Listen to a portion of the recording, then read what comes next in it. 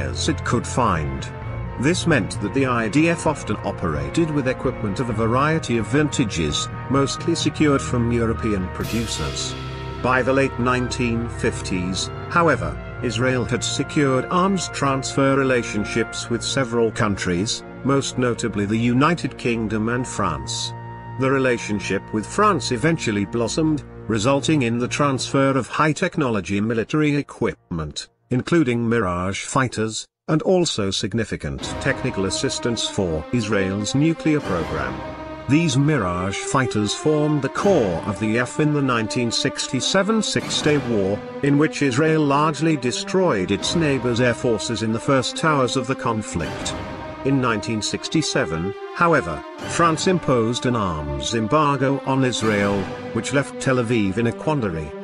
The IDF needed more fighters, and also sought capabilities that the Mirage could not provide, including medium-range ground strike. Under these conditions, the Israelis adopted the time-honored strategy of simply stealing what they needed. To complement their existing airframes, the Israelis acquired technical blueprints of the Mirage through espionage, possibly with the tolerance of some French authorities. The project resulted in two fighters, the Israeli Aerospace Industries, EAI, Nesher and the EAI. The second employed more powerful American-designed engines, and for a time served as the primary fighter of the IDF's air arm. Both aircraft enjoyed export success, with the Nesher serving in Argentina and the KFOR flying for Colombia, Ecuador and Sri Lanka. This investment helped drive the development of Israel's aerospace sector, with big implications for the rest of Israel's economy. Heavy state investment in military technological development does not always drive broader innovations in civilian technology. In this case, however, state investment provided a key pillar for the early development of Israel's civilian technology sector. To many, the success of the KFOR suggested that Israel could stand on its own in aerospace technology, eliminating the need to rely on a foreign sponsor. Nevertheless, Israel continued to invest heavily in foreign aircraft.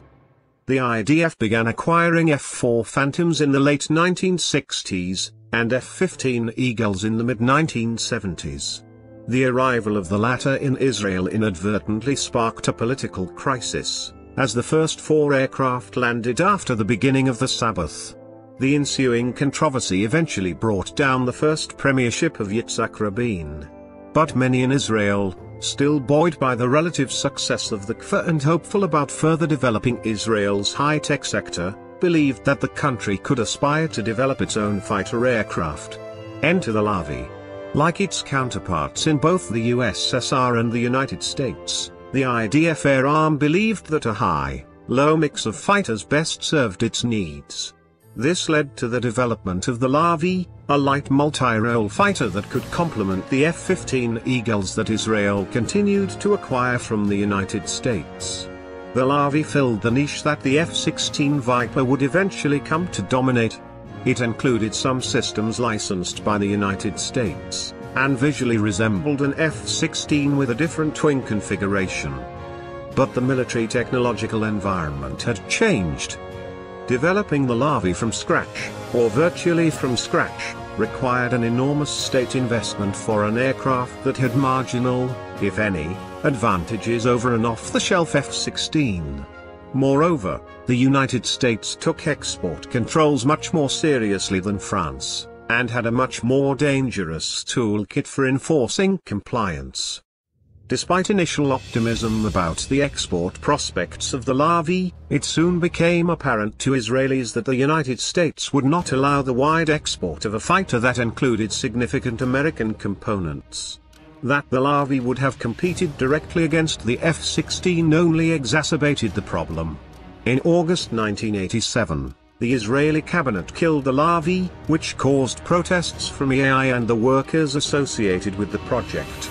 Nevertheless, a political effort to revive the plane failed, and Israel eventually acquired a large number of F-16s.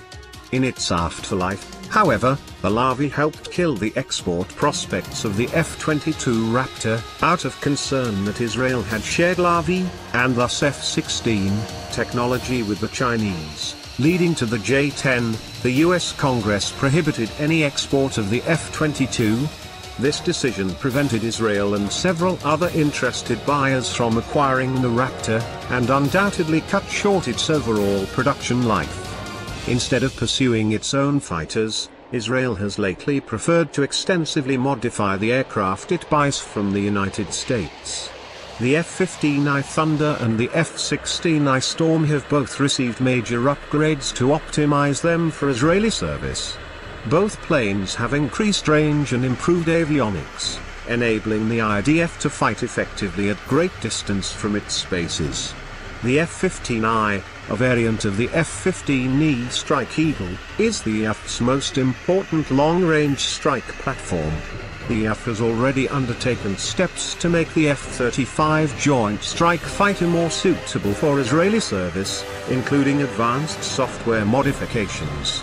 EAI has continued to see great success, despite the lack of a major fighter project. EAI has thrived on developing and exporting components for domestic as well as export use, including munitions and avionics. EAI has also gone big into the UAF market, with major success both within Israel and abroad. And despite the failure of the